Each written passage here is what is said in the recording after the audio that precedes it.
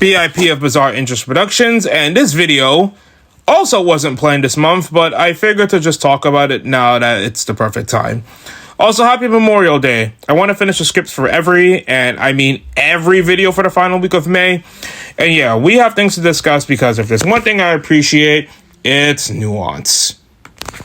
So, take a shower, please. Alright, let's get the first talking point out of the way. Apparently this weekend at Momoc Con, which is located in Georgia? Neat. Always wondered where those events took place in. There was a huge Beyblade tournament.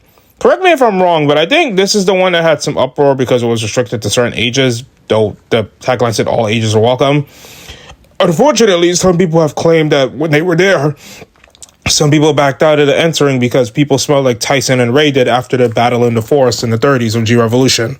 Look, I understand having depression and not feeling like you have the energy to take a shower. It happens. But just try to clean your skin and put on some deodorant when you can, or at least earlier before you enter a venue. From what I remember, most people usually hang around hotels and usually they have showers, so just go and take one as quickly as you can and get it over with. Heck, if you know that something's coming up like breakfast or something, see if you can get in and out the shower before it comes like a challenge. To show respect to the other people around. Apparently, this is also a take.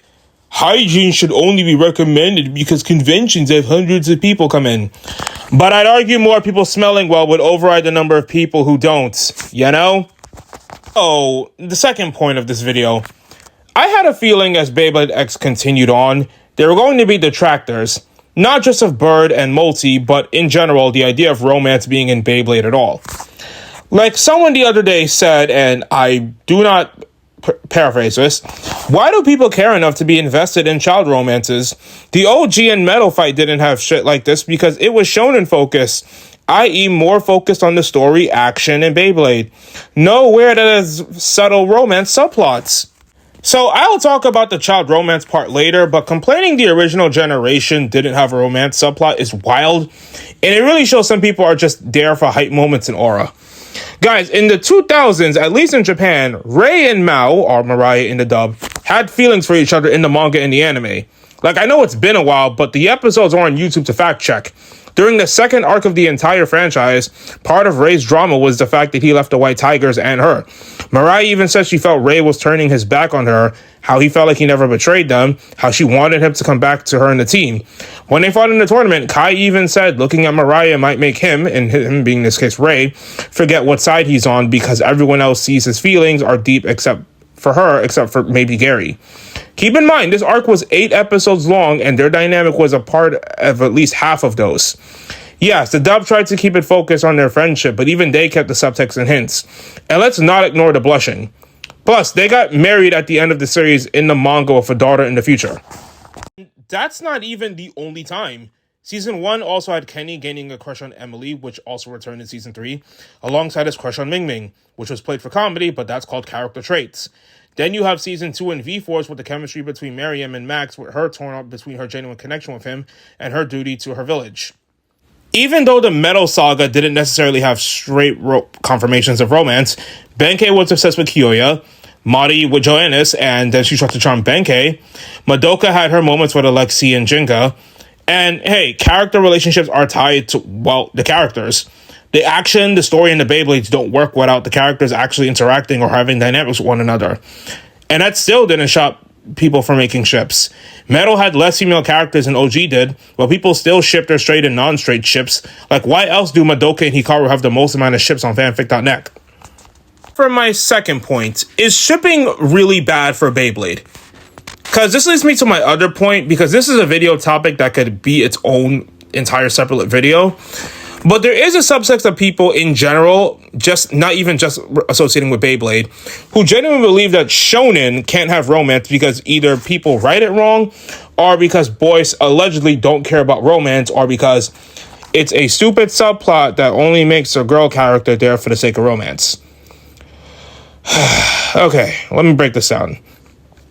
The problem with women in shonen isn't that they have crushes on boys. Most non-asexual male and women at different ages have crushes on each other at any age, elementary, middle, high school, college, and adults, and in real life. We shouldn't be telling people to reject their emotions, just how to handle them in healthy, non-dangerous methods, which we'll get to when it comes to shipping.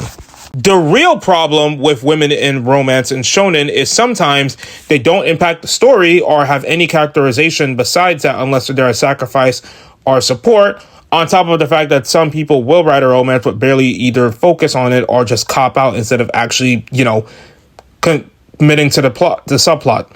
And for the most part, Beyblade characters have cool personalities, especially the female ones. But like I said in other videos, it's just that most of them don't get the ideas or time to get fleshed out. It's the reason why I like Multi more than Ilya. Both have their hobbies, personalities, and quirks, but Multi's allowed to do more, have more interactions, development, battles, strategies, and friendships. And let's not pretend like Inuyasha, Rurouni Kenshin, Cyberpunk Engine Riders, Hinamaru Sumina, and Donadon don't exist. All shonen that have a plot and romance in them. It all depends on execution, and so far, people seem to like it. So, Beyblade X has to be doing something right in terms of characterization for people to like any signs of what they see as romantic chemistry.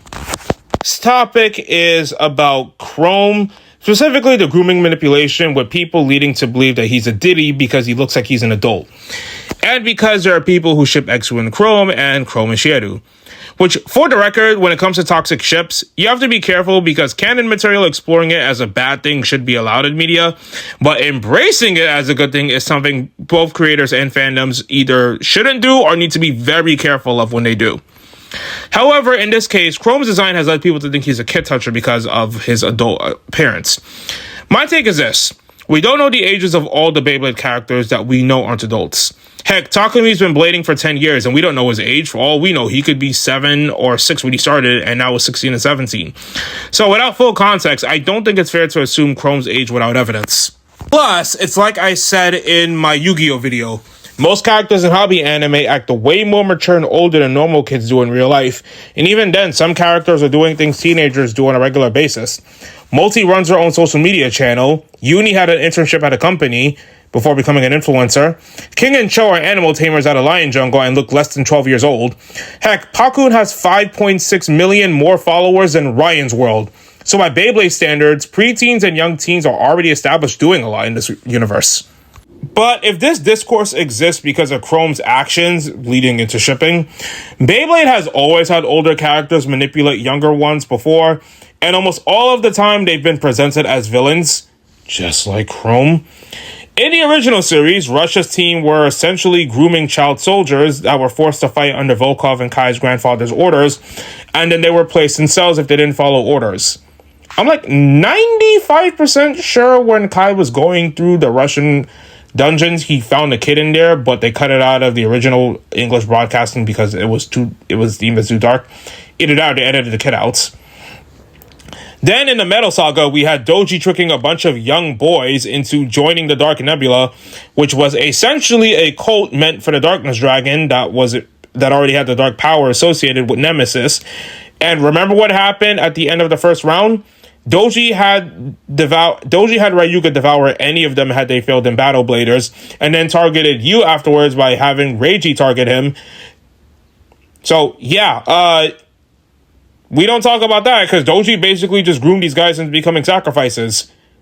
That's basically the Yu-Gi-Oh! Equivalent to what happened with the Dark Signer sacrificing people for the Earthbound Immortals. And not many people in the community talk about that.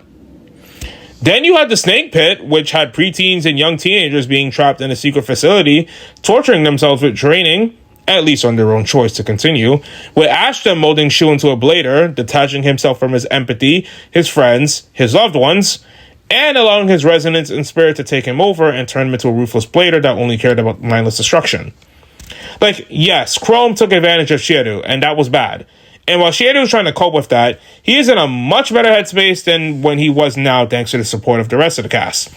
But just because Khrome did that to him does not mean the show was either promoting or hinting at an older male grooming a minor.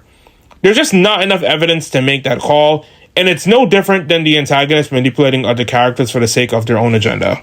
Being said, for those people who are shipping Khrome and Exu and Khrome and Shieru, please present it as being toxic, or at least letting the people who are either consuming that content know that, give them trigger warnings or know that that situation is not something you support in real life.